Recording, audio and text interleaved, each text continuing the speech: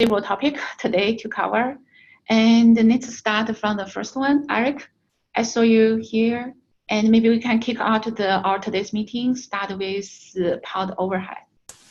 Sure, great. I had the issue, and it's relatively straightforward. Basically, today, eviction is done at the pod granularity, but the first thing it's done is you would, when you're checking requests versus actual utilization, the requests are the sum of what's done for each individual container, and the actual utilization is done by the sum of the containers in the particular pod. And those two are compared, and then based on that, you have better details of maybe that's a good candidate for eviction. This doesn't take any sandbox overheads, so anything to deal with actually running a pod, which is non-negligible, especially when you're using a runtime like a sandbox runtime. So to me, it seems like it definitely makes a lot of sense that we should be taking into account overhead, both in the requests, since this is a part of pod overhead alpha in 1.16, but as well as when we're going through and doing eviction information and deciding, what's the actual utilization.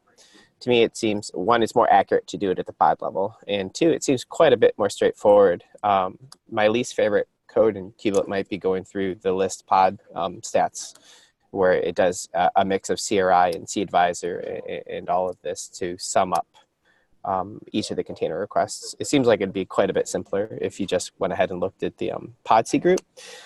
Having said that, I don't see anywhere in that we do this today, so I'm not sure if it's controversial from like a performance standpoint or a caching or anything. Like, I don't want to just go ahead and submit a PR without kind of understanding some of the legacy, which Dawn, you clarified, versus any performance implications, and to get a bit of guidance on that. I just update that the issue there. I provided some legacy reason why we didn't do that, because giving the original QoS implementation, it is the per container and also per resource. Then later we unified is like the become to like a per container. Actually later become to per pod and for all the resources. So, but then that time we already have some legacy region.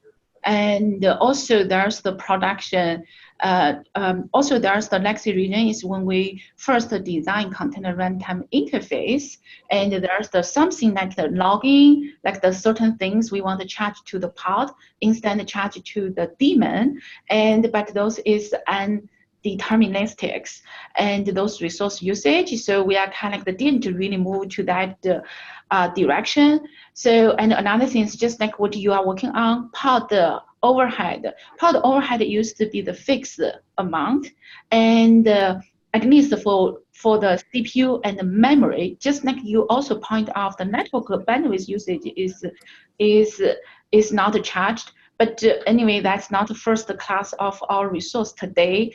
So, but that time, even that work out, we want to implement a different container runtime. And then we believe the different type of the container runtime overhead will be variable. So that's why we didn't, at the end, didn't go to the pod. But at the SIG Node meeting, actually many times we did talk about, and once we finish all this work, introduce the pod level C group, and introduce, once we unify all those kind of things, include after have the more clear on the pod overhead, we could move to the major pod level C group directly. We did have many discussing in the past. Okay. So now it is back to the SIG Node community. It is right now, it is the right time, because I believe they're I'm not sure in the production, and it's the people still don't have the pod C group. Well, Kubelet makes it anyway, so at least the evictor owns the policy in a way here, so it makes it even more straightforward. The eviction is we measure of the pod usage is not. It's based on the pod level usage, but we measure actually due to the technician, right? Some of those usage. We are not, we are talk about, used to be talk about the direct measure of the pod level. We do of that. We do calculate, right? Yeah, eviction is based on C groups from the, or sorry, metrics from the pod C group directly.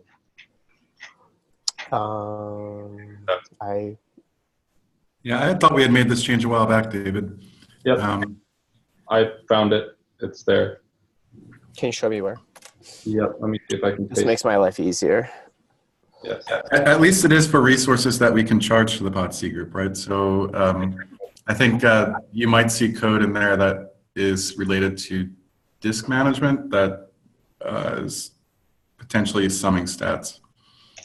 So I sent you, or I pinged one out to the chat that is where we calculate the pod C group stuff, and then let me find the eviction code where we actually point at it.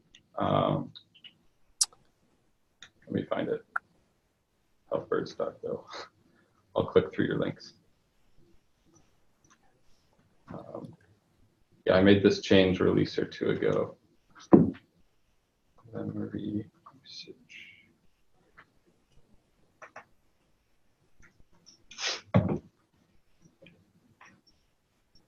So, and here's where we actually use the pod level metrics. Did that copy correctly? Yeah. Well, maybe. Eviction. Okay, yeah. So there's two links in there.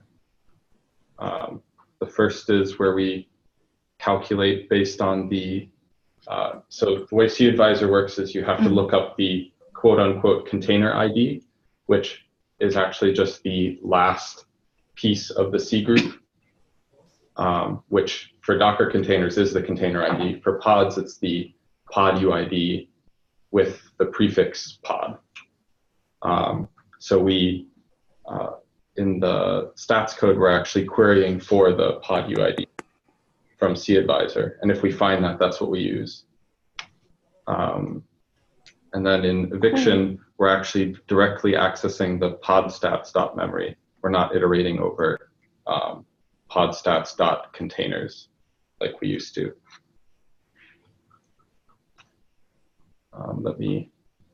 Okay, I was looking at the sync function in the eviction manager. You just cycle back. Well, if it's fixed, then everything is straightforward and quite easy. Then I thought that it was still going through list pod, CPU, and memory stats, but I think that I was wrong on that. So that'd be great if that's not the case. That's good. At least I thought we talked about it so many times, we never really finished that part. Mm-hmm. Let me see if I can find the PR where I added it. Cool. Yeah, here it is. Cool, thanks, David. Appreciate it. That'll make it straightforward for me then. But just, I think in general, if it's not doing that for memory, it's a bug. I think there's, it's possible there could be code in here that is summing things just for non-memory resources. And so depending on where you've looked, you might have, maybe there's a sum happening, but it should not be getting used for memory. Yeah, okay. We still do that for disk, but not for memory. Okay, cool. In the list CRI stats, I think it was saying like eviction's the only person who calls this, so don't worry about it. And that might have thrown me. I can It is a zoo. Clean that up. Yeah. Okay. I copy what you shared at the bottom. Yeah. Okay. Okay. Cool. That's great. So let's move.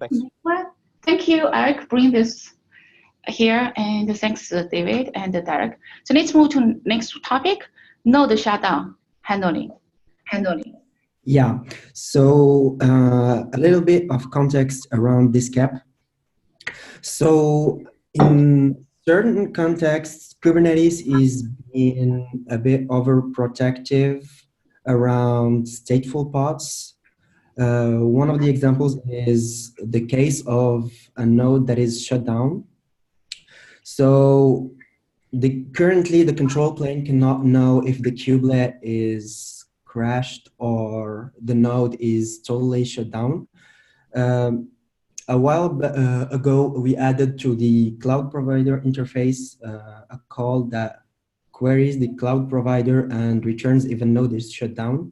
So this CAP tries to make and leverage this information from the cloud provider and make certain assumptions to forcefully delete the pods and make them reschedule into another node. So the design is relying on the node lease object. So basically, whenever we see that a node is shut down, we'll try to grab a lock, which is the node lease. So basically setting the holders field to the control loop that will forcefully evict the pods. We'll do this to basically handle a case where the kubelet can come up back and start the containers again, which will lead in some case to some data loss.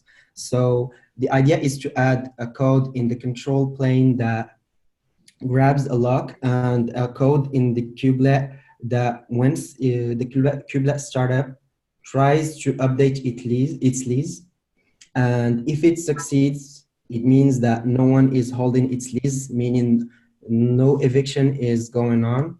If it fails, it means that someone is holding its lease and some operation is going on, so the kubelet should not start the containers.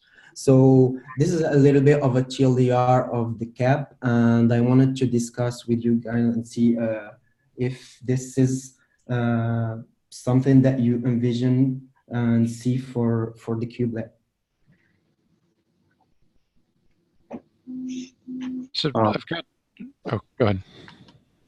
I was just going to say, Don and I had talked, and I had a question came up during that, which is, this is for the case mostly when the kubelet is starting up. It would be helpful to know what the behavior is if, for example, the kubelet had already started containers and then was unable to acquire its lease. So if the kubelet's running and can't acquire it, what's the behavior? So the idea is to make grabbing the lease mandatory for the kubelet to start containers. Just to start, or for there to be any running? As in, will the kubelet just not start any new ones, or will the kubelet, if it can't acquire its lease, terminate all the containers on the node? It terminates all the containers on the node, except the static pods and the ones that are tolerating this behavior. That's dangerous. So during the kubelet lifetime, and there's no shutdown, no anything, it's just something's wrong. And Kubernetes, because today's Kubernetes heartbeat implementation, they will periodically acquire. If there's the one time they cannot successfully acquire of the lease, and then all the running pod is going to be terminated in this case. I think I misunderstood the CAP. I thought this was specifically during kubelet startup. That's my question, yeah.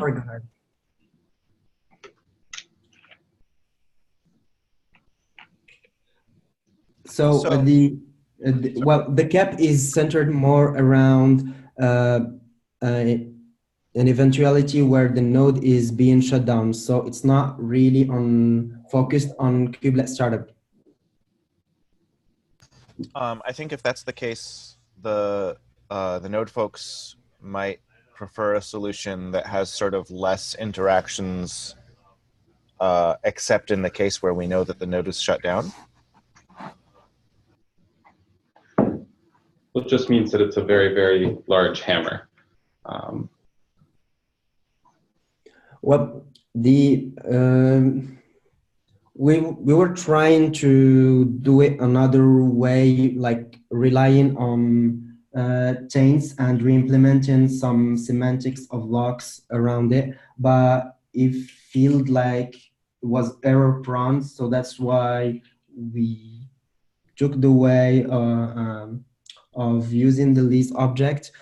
But the like if we want to make this happen, we'd still need to have some way to enforce at the node level that no container would start up if we have some sort of signal. The signal could be someone holding the lease, like a change or whatever, but like with still some kind of synchronization between the control plane and the workers. Actually, I have sort of a more general question. I'm not very familiar with how leases work. Mhm. If the kubelet fails to acquire its lease once, does that actually mean that it has lost its lease, or just that it hasn't renewed it? Does that question make sense? My understanding is that it won't renew its lease because it will fail to update it. Basically, what will happen is a conflict at the node lease object level. So actually, I found some docs on it. So it looks like the kubelet tries to update its lease every 12 seconds. Yeah. And the lease times out at 120 seconds. So should the behavior be that the kubelet, if it misses a heartbeat, doesn't just stop all the pods, but only if it misses its heartbeat for the entire lease duration? Mm-hmm. In other words, like the kubelet should stop pods once we guarantee that or once someone else could have acquired its lease. Yeah. So I think that I'm a little anxious on this one. So like if we were to do that, we have plenty of users that deploy workers that may lose separation to their control plane, and they expect that the workloads running on those workloads will keep running even when not able to phone home. So if we tie this just to the lease and the kubelet being able to renew its lease, like we have plenty of users that would expect the workloads to continue to run for the time being. And I think that would be rather problematic if we just said the kubelet shuts down things if it can't heartbeat. I mean, there's a lot of grace period timeouts already defined that this kind of ignores. So if the kubelet cannot acquire its lease, at some point the pods will be evicted. The pods are only evicted if the kubelet acknowledges that it's been deleted. For the stateful pods, yes, but for stateless pods, I think they'll still be evicted when the pod eviction timeout is passed. That's not true. So I guess what I'm concerned about is that the design is assuming that there's always an IaaS cloud provider underneath Kubernetes, and that's not always true. And so, if there is no IaaS underneath Kube, the pods aren't actually removed until the kubelet wakes up and can phone home and acknowledge the delete, or the admin has figured out how to manually force that deletion and make it safe. But we can't just have the kubelet delete things because it lost the node lease, because there's plenty of environments that are running bare metal hosts that expect that workload to keep running. Yes. May I ask a question? The main purpose of this KEP, as I understand it, is to force delete pod objects from nodes that we know are shut down. So it seems like the most important parts could be implemented without adding any new evictions to the kubelet.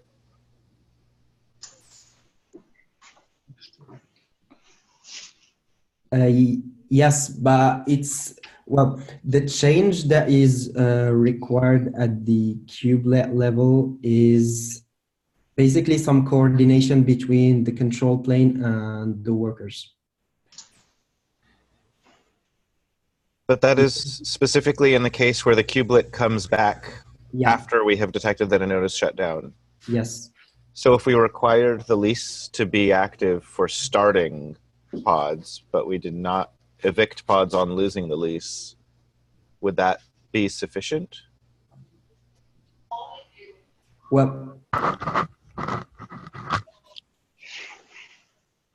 I think that if I'm not strongly opposed to use something else as a signal, but like to me the most important thing is that users are starting to notice this. So I'm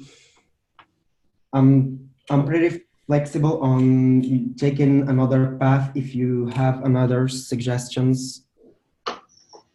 I guess I'm trying to figure out, is the node shut down for maintenance, or is the node shut down because it's going to be gone forever? It depends on the cloud provider. Some cloud provider delete the node object if the failure isn't recoverable, and some other providers have a specific state that is modeled on the instance lifecycle to specify an instance that is failed. So it can be both.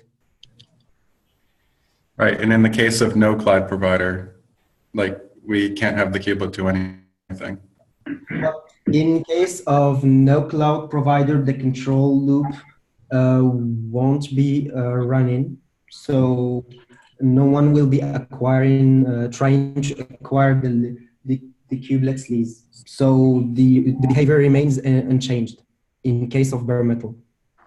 So can we fix at the code, cloud provider specific code instead put into Kubernetes? This, which is the generic solution for everybody. So machine. So this cap assumes running the CCM, the Cloud Controller Manager. So the changes would be effective only when running on a cloud provider, but for like even though it's something that is for cloud provider, it still needs something on the kubelet side. Yeah, and the cloud provider bits, like we're requiring the cloud provider parts right now because that is the only way we know of right now to deterministically decide if a node was intentionally shut down. Because like we mentioned before, like we can't evict pods if a node temporarily just lost a heartbeat for like a minute or something, right? So the cloud provider check essentially gates that that control loop where we start evicting stateful pods. But we could extend that behavior to, I guess, like non-cloud provider environments if we know how to do that check for all like Kubernetes clusters that don't have a cloud provider enabled. Right. So my original understanding on this was proposed was that in a cluster with cloud provider enabled, control plane running controller would distinguish a node shutdown from a network separation because it had access to the underlying IS state, and it would label or taint the node as saying I'm shut down. And then once it was shut down, I thought we were going to force evictions from that node. And then just trying to work through the issue here, when the node is restarted, it comes out of maintenance, whatever was happening on that node. Why do we need the kubelet to do anything? Because it was already shut down and the evictions occurred, the kubelet will restart and literally nothing should be running. The issue is if the kubelet restarts in the middle of the eviction. But the node is... So you're shutting down, the node has been shut down, the IaaS is reported it's shut down. Yeah. The kubelet or the machine is restarted before you fully drained.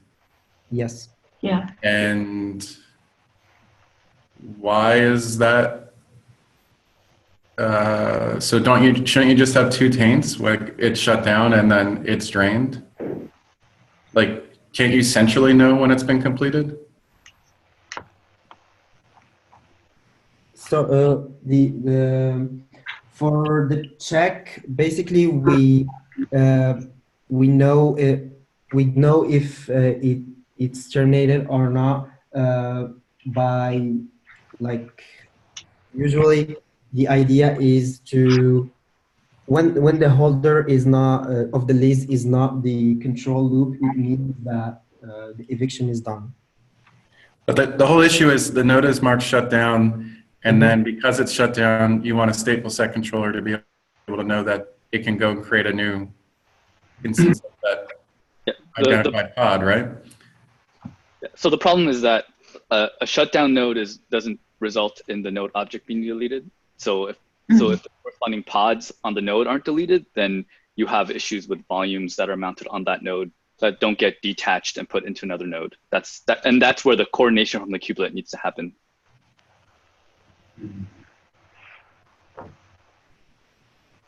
Is it possible to do this in cloud provider? So when we see that the node is shut down, we tell the cloud provider don't restart it instead of could force. Yeah, cloud provider also now.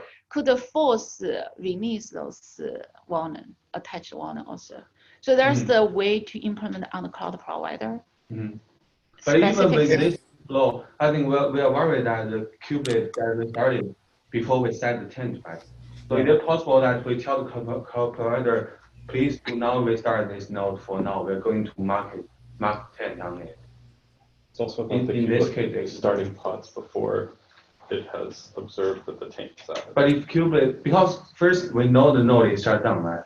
So the node is in the shutdown state, and if at the same time we can tell the cloud provider don't restart the node, then we are sure that kubelet won't come up, and there's no. That's other side of the account for work.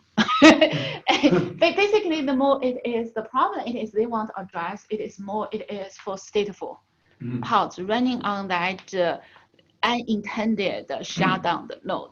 If it's intended, like maintenance, other things, it could be graceful shutdown, node during the node, all those kind of things. The problem is just all of a sudden the node just gone. And but the problem, like in the production, a lot of customer behavior, like panic, for example, the behavior it is today, it is node will come up. A lot of provider, we can know the config, like panic on whatever things, and we want the node is come back, everything still serve. Like a majority of customer, if like the batch workload, they consume, it is going to continue serve, continue finish the work. But for the stateful side, there's the problem. My question it is the proposal right now, it is just like a big hammer to maybe the node only know any stateful pod, or maybe have the one stateful pod, but we are actually just because lease and acquire of lease or temporary, we cannot get that one. We have to hold the node latency, startup latency. Not just that, and also the proposal actually apply to entire of the node life cycle. Like even you are not shut down, but we are periodically try to renew our lease. And the current proposal is basically like, okay, no matter which time, because we cannot tell. Right now it is the Kubernetes first start doing the boot up time, or it is just Kubernetes restart or whatever, doing whatever happened. Then we apply the same rule. Then we basically like, okay, like any time this Kubernetes cannot acquire or renew their lease, and then all the pod on the node will be terminated. Well, I think if we could limit it only like the boot time, we could talk about more, I think. Right, either limit it to boot time or limit it to just start anything. Yes. So if it didn't kill anything, exactly. but just prevented anything from being started, that might also. The new stuff being started, yes, will be okay. So question here. So from a user experience, are you trying to guarantee that only one stateful set is running, or are you trying to guarantee that there isn't more than one that may be trying to write to the same data? Because those are two separate things. So the main concern here is to keep the same pod safety guarantees that we have right now, meaning at most one replica and basically not detaching the volumes while they're mounted onto the pod. Okay, But what you just said was that only one of them can be reading or writing the data at one point in time, and that's something that you could achieve using the storage implementation. I mean, the underlying storage can implement reservations there, and so if you're worried about the data consistency, you can enforce it at that level. And then eventually one of them will eventually give up its lease, or you could use a challenge algorithm to get rid of that and then move forward from there. I mean, that's been a common practice for, I don't know, 30 years or so, at least in the SCSI realm. And so I feel like the right granularity needs to be around the object you're trying to protect, not the node itself. Yeah.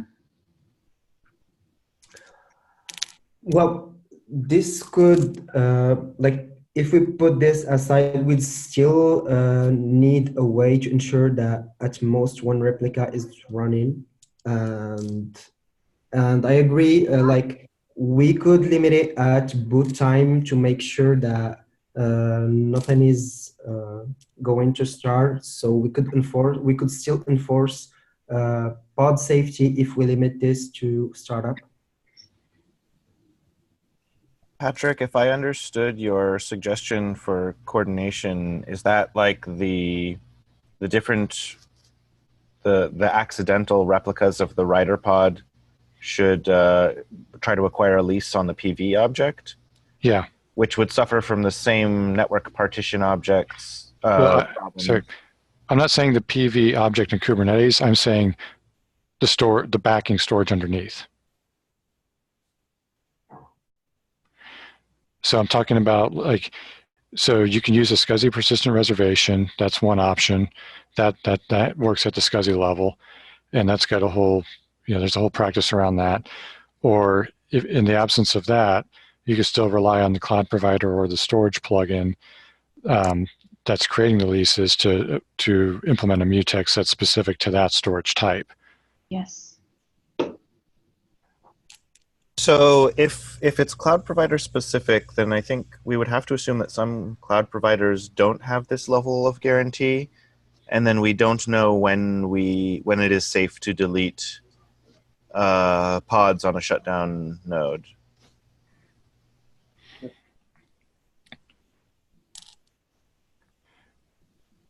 Are you saying it's not? Let me flip that around. Are you concerned about deleting pods on a shutdown node, or are you concerned about starting one while another one is shutting down? So as I understand it, a node shuts down and we start deleting pods. Stateful set will create the new pod, but due to a race condition, the shutdown node comes back and starts recreating all the containers that it had before shutdown. And then you end up with these conflicting writers. Yeah, but I'm saying when the stateful set on the new node is coming up, the attach should fail if the other detach hasn't completed. Right. That is what's happening today, I think. That is, in theory, what's supposed to happen.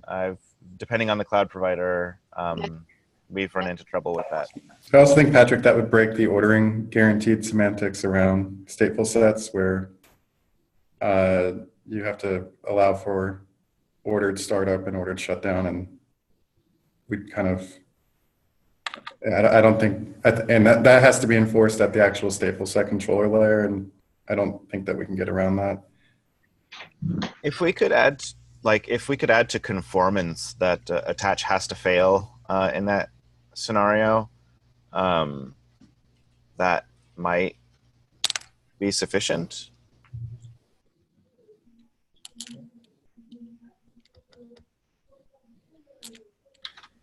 If we gated the kubelet coordination thing that Yassine mentioned, only if the cloud provider set the shutdown taint, would that be like a reasonable first proof of concept for this? Wouldn't that still have the same race condition that just using a taint would have? Like, if we're going to do that, we might as well just use the taint and not use the.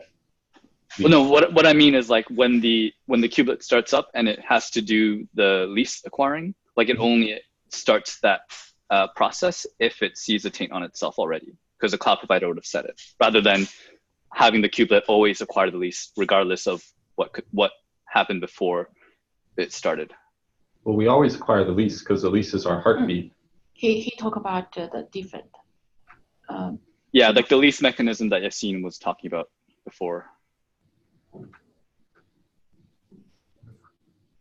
Or we could also like limit it to just startup and gate it to like implement this mechanism only on startup and not whenever the kubelet fails to acquire its lease.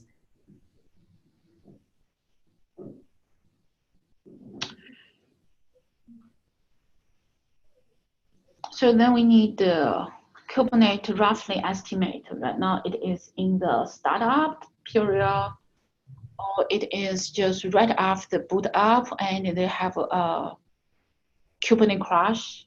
So we need to estimate that. will it still be killing everything on the node if it starts up and can't acquire its lease? Because if the kubelet restarted and had network problems or something, Yeah. that would essentially be the same as. So basically you definitely have to churn, some churn at the startup time. Yeah. Potential churn. Did you get my question? If we start up and can't acquire our lease, are we still going to kill everything, or are we just not going to start anything? So if we cannot, like if there's a network problem to ensure safety, we need to kill everything. But I just don't. So if I'm running a bare metal environment today, and my worker has lost connectivity to the control plane, and I've been running in this fashion for, I don't know, 12 releases. And we upgrade this and say, hey, your pods that used to keep running will no longer run because when the kubelet restarted, you didn't put the node shutdown taint on the toleration. Aren't we kind of like breaking a backward incompatibility standpoint there? If you're running on bare metal, this shouldn't be the behavior that is going to. But basically, you're saying if the kubelet couldn't acquire its lease, I should shut down all workloads on that node, and the kubelet in that case doesn't even know. Or are we saying only if the kubelet is configured with an associated cloud provider will the kubelet have this behavior on startup? So what happens when the kubelet is configured with an external cloud provider? So when the kubelet is configured with a cloud provider, the idea is on startup to basically try to acquire the lease, and if we fail, we do not start the pods. And if we're running on bare metal, so we do not specify any cloud provider, this behavior shouldn't exist. So, so if basically we're saying the node, the behavior of the kubelet should shut down all workloads when it starts, or if it can't get its lease, is only present if cloud provider is equal external in the fullness of time. Yes. Even on the GCE, I don't want this behavior, because we do have customer want their pod running after come back, or maybe the temporary have the network partition, because services, the network partition could be only between of the control plane and the worker, and but actually the services still continue have the access, so we don't want those kind of things just being forced to evicted or shut down. And also this is different controversial. Actually, we want long term, like the Kubernetes, even like the API server, it is died. Kubernetes will continue services. Like we are talking about the checkpoint on the pod stack on the node, so we could Kubernetes still can serve as a part of the control plane, even like there's the series of the network partition between Kubernetes and the control plane. So this is kind of controversial from what we are talking about. In the long term, we can move forward. Yeah. For checkpointing, I think that the correct me if I'm wrong, but a SIG cluster lifecycle was one of the main use cases for implementing checkpointing. I think that's independent. Like I kind of want to reinforce what Don is saying here, which is, to me, it's a non-starter that a kubelet needs to stop workloads if it can't talk to the control plane. Like we have plenty of real-world applications in the world where people are running applications on worker nodes, which might have own dedicated routers, which can access that content even if you lose network connectivity to the control plane.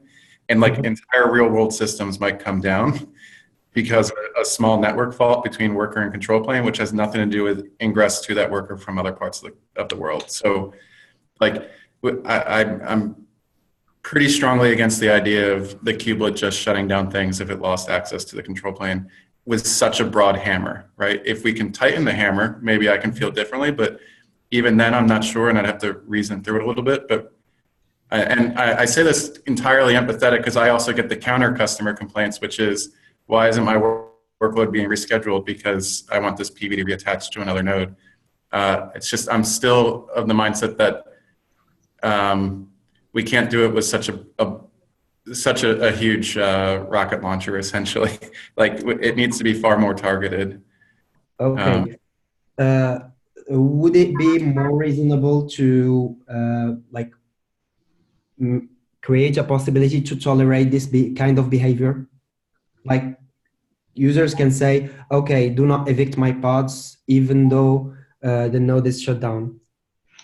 I think you have to opt in rather than opt out, but that's possible. We'd have to think through that, but it can't be opt out.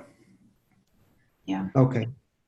I think one of the central problems here is that the node heartbeat lease can be triggered for reasons other than a node shutdown. Yes. So I think most of the concern is about the ability of this to accidentally trigger when we don't want it to. So you may get more support, I think, if this is only intentionally done, either through adding the ability for the kubelet to wait to see its taints before it starts things, or some other lock-ish mechanism. But I think the accidental part of it is really hard for people to swallow here. Okay, I'll try to rework it and see if we can like opt out or rather opt in for it, and see if I can get it done. Thank you. Thank you. And also, please also take a look at what Patrick suggested earlier. We can think about this potential implement that at the cloud provider layer, or it is a storage layer, more specific, and instead like this one. Okay, thank you. We can come back. Please come back if you have the alternative approach and update your cap. So let's move to next one. And the next one, I think, Dim, is that what you ask for the code organization for kubeadmin validation code? I'm the one that added it too. Well, we're trying to move kubeadm out of Kubernetes, and right now the node end-to-end tests imports the validation of kubeadm. So we were suggesting to move the validators of kubeadm into a separate repo, and we wanted to see with you guys what do you think about it, and if you had any strong opinion on this. I personally okay. Any other people? I'm not really keen on this one.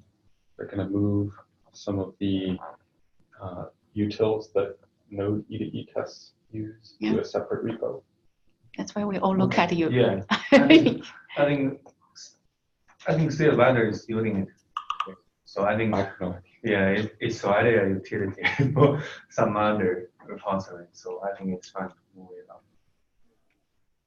So the utility means the framework to run tests on remote VM? No, the E2E node test suite imports command kubeadmin app util system. So we're using some kubeadmin code. I'm not sure what for. Do you know what it's used for? So I think it's mostly the Docker validator that is used, but I didn't get through all of the code. So there's definitely some parts that are used, the Docker validator, and maybe some other ones. So, there's two possibilities, I think. One is to refactor the tests to not rely on these. Or the second one, make it like a library, shared library for validation and move it out of tree into a separate repo.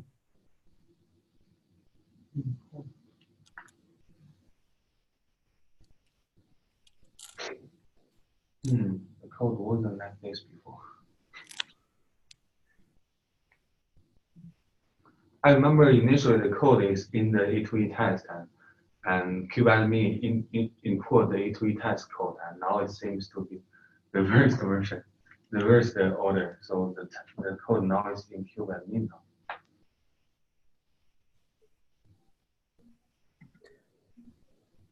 Sorry, I didn't hear the last part. Maybe, yeah. Yes, I need to think about it because the validator code was added a long time ago, and it was added to the Node A2E test.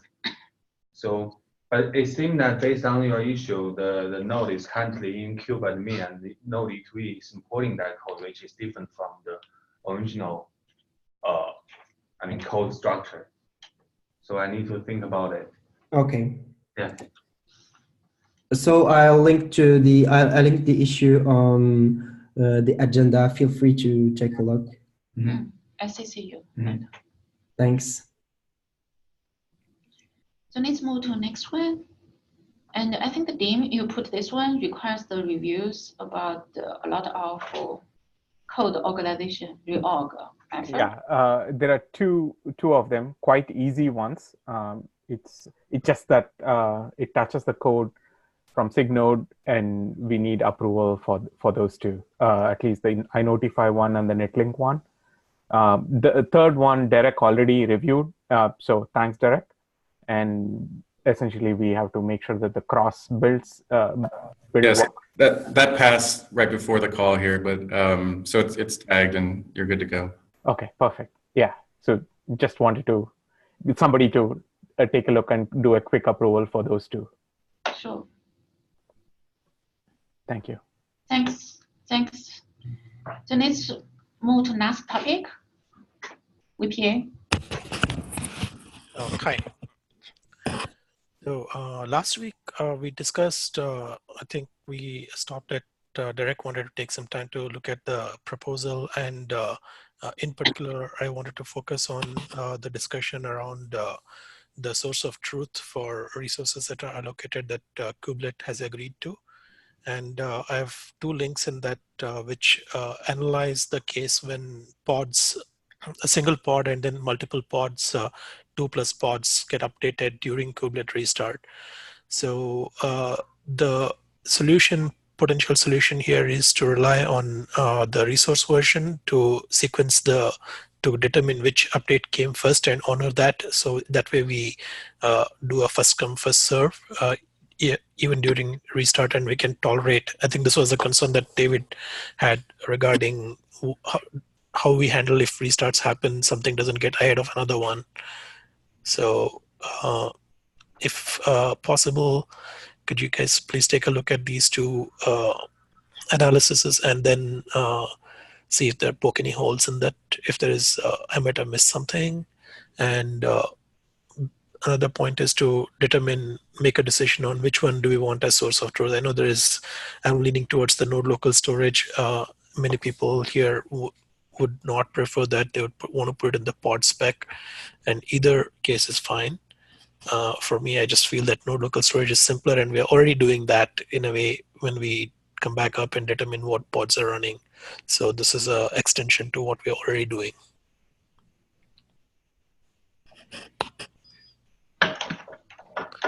Derek, did you get a chance to look into the updates? I know you were on vacation. Yeah, I have not had a chance to look yet. Okay.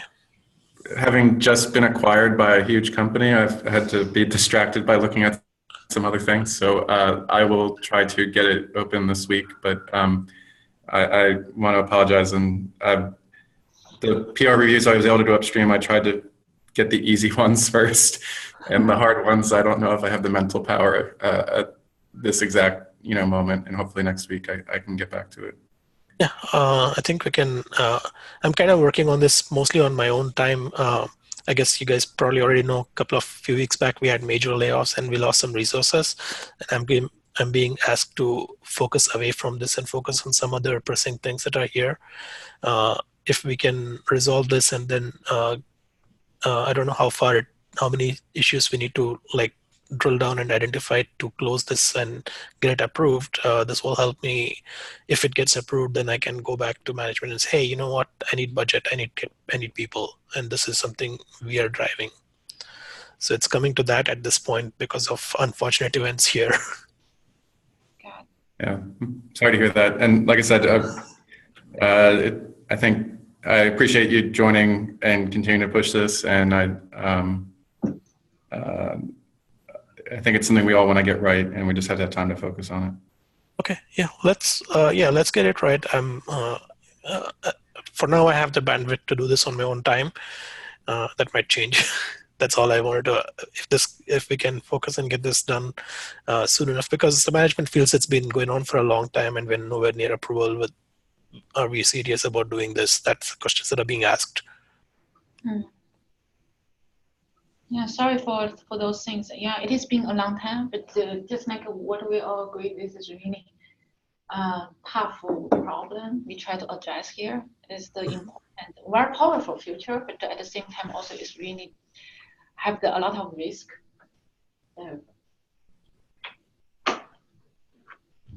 Okay. With the new design, I think we have minimized the amount of changes that we need to do.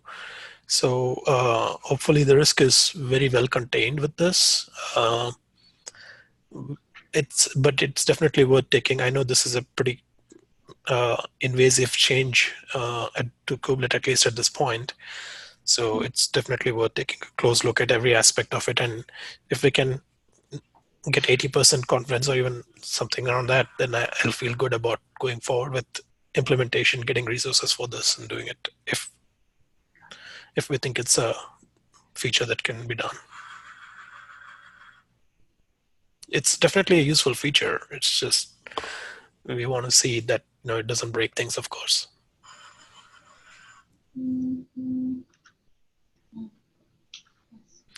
So, David, did you have any other comments regarding the source of truth? Any thoughts looking at the analysis? I know I posted the analysis for 2+ pods case, but this is something we can look into. The resource version is can be used for sequencing. We just need to fix the Kubernetes caching of the resource version. Yeah, I'll have to think about that. That's not something we've used before, and I'm not actually very familiar with how resource version works. Okay. Paul and I had talked a little bit about it, and one thing we could also revisit is using the actual requests and limits of the container based on what's currently running on the node, rather than what we were previously trying to set. I know I had tried to lean away from that, but it might be something we want to revisit, just to keep the initial implementation as simple as we can, especially in terms of API. Okay. So in the interest of making small steps in the right direction, it might be useful to think about how we could accomplish this by just adding the actual resources into the status and seeing what problems we run into with just that. We will not, then we're relying on status being the source of truth. That the API conventions, that's where we have a disconnect with that. Yeah. I did that before. I just don't know if we should rely on it, given that it's quite clearly stated in the API conventions doc that this can be lost and it should be regeneratable. Yeah, I think I think what I'm saying is that I don't think there are any rules necessarily around how the kubelet does admission when it restarts. Right. Are API conventions for sure, and I think the status is should be just an observation of the current state of the node, as in like pod.status.resources allocated should be purely based on what the container runtime says are the requests and limits of containers. So I'm not suggesting changing that. What I am suggesting is that it might be worth looking into at admission time, when we're admitting pods that are already running, doing so based on the actual resources that have been allocated to containers rather than the desired ones in the spec. So anyways, I'll try and spend some more time to think about this. Okay. Derek and Dawn, especially if you have just high-level directional suggestions, I think that would help us a lot, and we can work through some of the details. Yeah, I really want to support the feature. It'd be a useful feature for a lot of our users. So I will try to do that. All right. Thank you. We can follow up through you. I can follow up with you, David, and so then you can represent the firm. Okay. Yeah. Okay. Yeah. Please take the time to review the comments and then overall kept in Derek's case. I know that much of the discussion since the last update has been going on in the comments. So if there are any questions, we can please update the ask on the thread, the public thread, and I can answer any specific questions. I know it's a lot to dig through. Thank you. Thanks everyone. That's all for today, and we run out of time now. And see you guys next week. Bye bye. Bye all. Bye. Thanks, everyone.